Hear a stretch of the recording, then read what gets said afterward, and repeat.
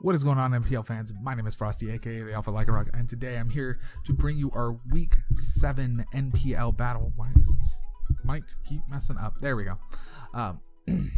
Our Week 7 battle against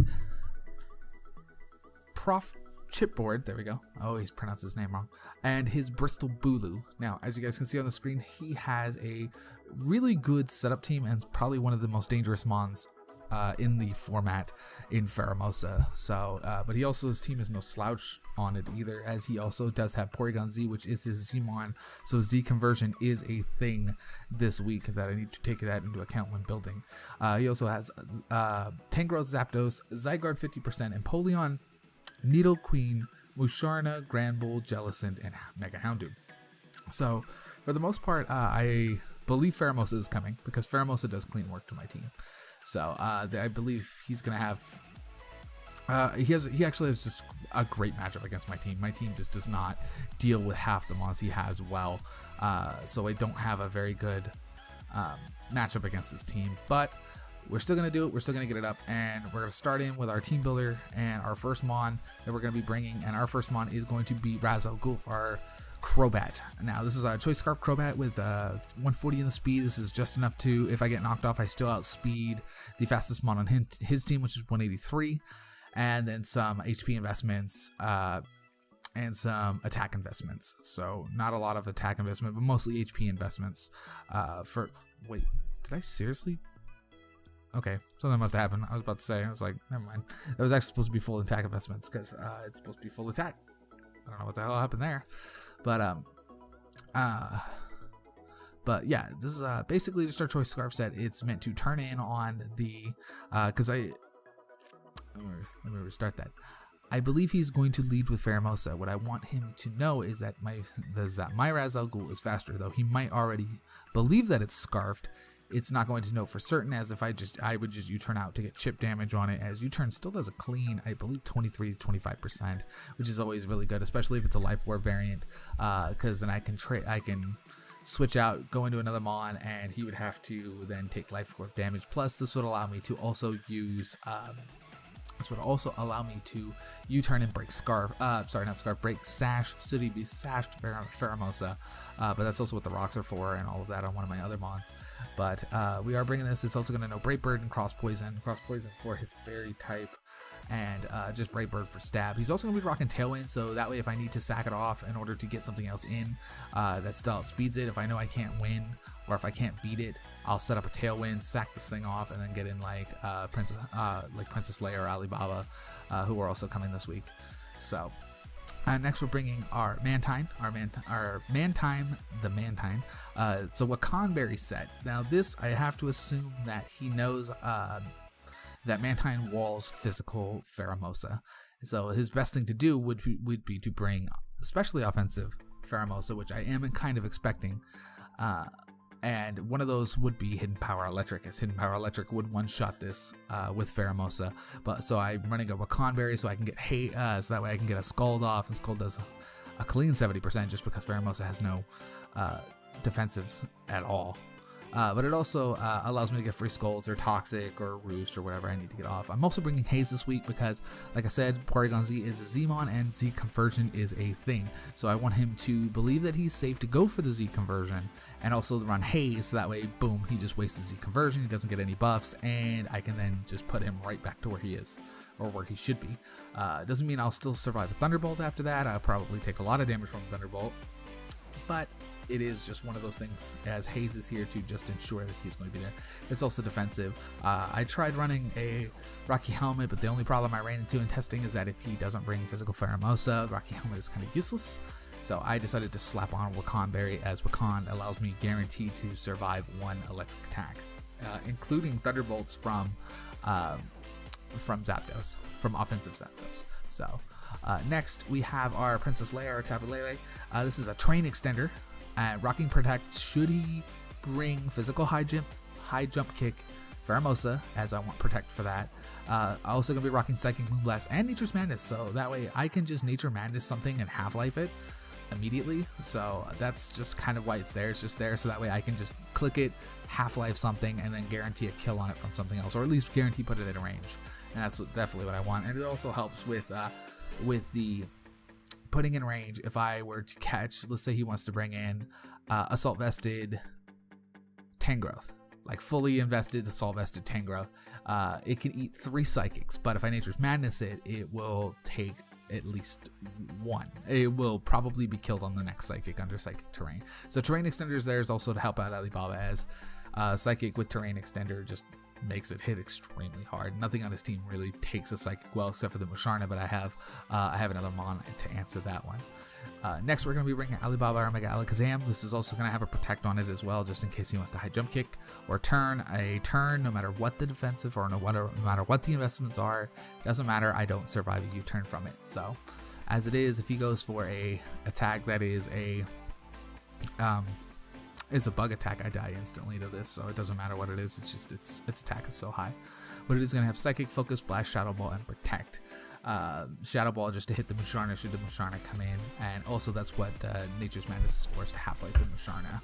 So that way, because then it doesn't take 2 Moon Blasts very well after that. So a little bit of HP investment, just enough speed with a regular speed nature that I outspeed 183 after Mega Evolution. I believe it's 184 is the max. Like I said, it's the max, so I gave myself extra investments and also gave myself the extra special attack boost from having a modest nature. So next we're going to be bringing our Curse Figgyberry Alolamuk. Now this, with a couple of curses up, Pheromosa physically can't touch it. Also at +1 curse, Poison Jab Okos Pheromosa, and it does clean chunks of damage to anything that really comes in. Knockoff is there because it's knockoff, and it's stab. Shadow Sneak for priority, and Curse just does a lot of stuff. So Figgyberry is there, so that way when I get low, I can get right back up to full, or close to full health, or get back up to at least 50%. And so we're gonna go with just bulky attacker with some special defense investments. Like I said, Curse is really gonna be there to make it shine, and that's what I'm really hoping to use it for. Lastly, we're bringing Cynthia, our defensive Garchomp with the Yachi Berry. As definitely a hidden power ice is a thing, and Pheromosa does get Ice Beam. I don't know why, but it does.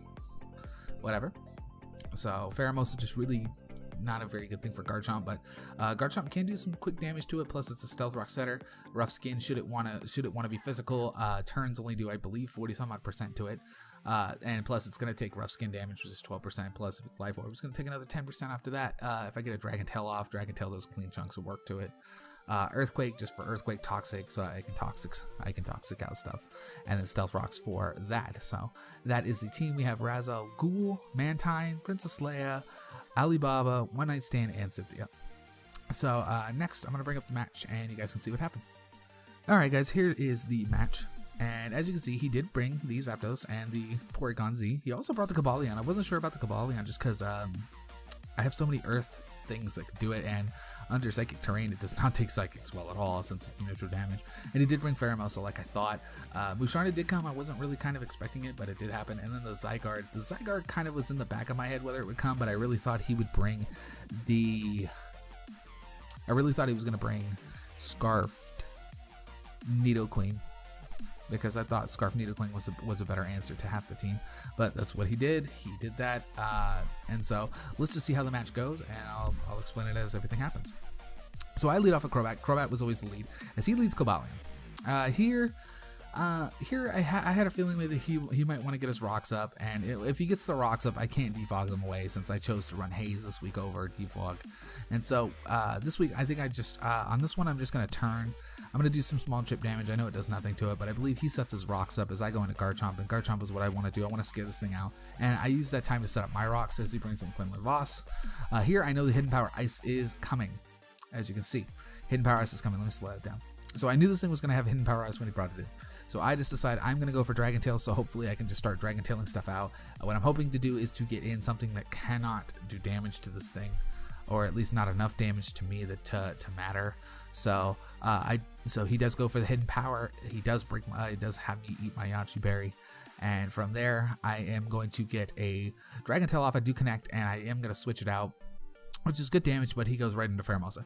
Now the good thing about this is that with the rocks up, if he was sashed, his sash is broken. So later after the match, I did find out he was sashed, so it was actually a very good thing that this happened. But here I know this is not the switch I wanted, so automatically I know that Showdown is already, I shouldn't say Showdown, that the RNG with Showdown has not put it in my favor, as this probably was the worst mon I could have Dragon Tailed in. What I was really kind of hoping for was to bring in Musharna, or to bring in the Cobalion. As Cobalion, I would just Dragon Tail it out again, or scare it out with a, or I would just pretty much just click Dragon Tail until this thing went down to do enough switch damage on everything to put it in range of getting killed by other things. So here I know the Ice Beam is coming, I let it go. Now here's where not paying attention happens. As you can see, he gets the Beast Boost. As you can see, it's special attack. Me, I thought it was speed. I thought he had the speed special, the raise up. And so at this point, if I had noticed that, I immediately should have gone in to Crobat, because Crobat outspeeds it and scared it out with a Brave Bird. Because Brave Bird here kills pretty much everything. Or, does clean works to most things on his team. It one-shots this. It one-shots this thing. This thing takes quad damage from flying because of just its typing. So that's what I should have done, but I didn't do that. I ended up going into Mantine, just so that way I can get a Scald off. I thought it was faster. Like I said, this is we're paying attention, really, or really paying attention really would have come in handy. He does here reveal Hidden Power Electric, but I am rocking, like I said, the Wakan Berry. I eat it up and I get the Scald, and I only do 60%. I get no burn. So here, there's nothing I can do. He goes for Bug Buzz. I just went for a Roost. Actually, no, I think I went for another Scald. So he gets a second boost. And it wasn't until this part that I realized that he was special attack. And at this point, I was like, well, I don't want to sacrifice my Crobat just yet. So as it is, I know Muck, because of its defenses, Muck can come in and Muck can do damage, and Muck can actually revenge this, and that is exactly what happens. I Shadow Sneak and I'm able to revenge this Pheromosa.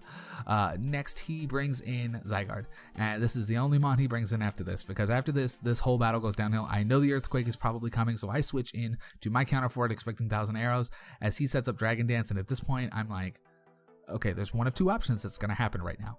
He's going to set up a second Dragon Dance, or he's going to go for an Outrage or 1,000 arrows. And at this point, if he goes for 1,000 arrows, I will die.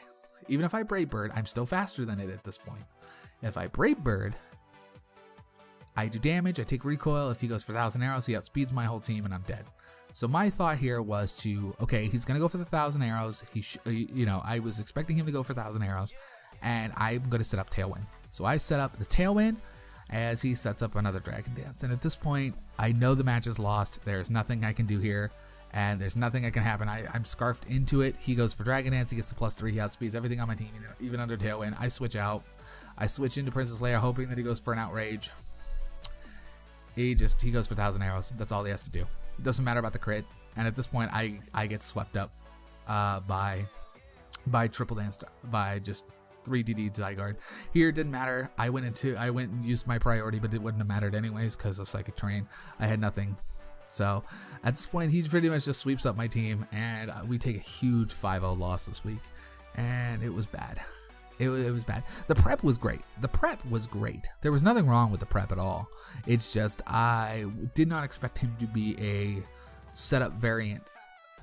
I did not expect him to be like very heavy wanting to set up, but he did know that he won based on this setup. So at this point, we just take a huge loss here, and it doesn't help. This pushes us at a 4-3 record, and honestly, at the time of recording this video, I'm not sure what's going on with the league.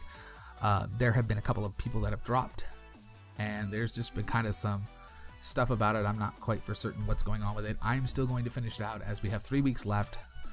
We have 3 matches left, one with our rival Cap. So I'm going to try and schedule that out. I know Cap is very busy. He is in multiple leagues. So whether he has the time or not, we're going to try and do this. So with that, I'm going to try and get the rest of that. And then the last 2 weeks, we play against our division rivals again, which are the Brussels Bellsprouts, and then I believe the Tennessee Trevenants again for that week. So I do know that as of when I'm recording this, I believe that that Absolute Destruction, who we battled I think a couple weeks ago, I believe he dropped out, and he just dropped out of the league. I know Umbrianite, who was part of the West London Lichen Rocks, he was part of the league. He's actually dropped out a while ago, but somebody else did replace him. So it just really depends on what's going to happen here. I am not quite for certain how that's going to work, but I'm going to finish out this league. I'm going to finish out the remainder of it. So I am here for the long haul. It was the choice I made when I joined it, that I would be here for the long haul. So hopefully we'll be able to amend this mistake. I am truly looking forward to battling Cap again. Cap is one of the ones where I know me and him, we have great battles. We always do every time we battle, and I can't wait to battle him. I really can't. He has a great team. He has Magirna. He has Megaladios, which I actually suggested during the draft that he get. So I'm kind of regretting that decision now, but I didn't think I had to battle him. But whatever, it is what it is. He has a great team. He also has Porygon 2, which is another Trick Room setter, so I definitely need to pay attention for that. And he has a great team. He just really does. He has a very, very good and very, very hard-hitting team. And I need to bring my A game or I will lose. And I cannot afford to take another loss, as we are very, very close to possibly playoffs. So it really just depends. I'm going to play my heart out. But also at the time of when we were doing this battle, I was drafting for the RBL Season 6. So you guys should be seeing that video coming soon. Because we actually just wrapped up at the time of recording this one. So we just wrapped up that draft. So I'm actually going to start recording that video soon. So I hope you guys enjoyed. And if you did, please like, comment, subscribe as always.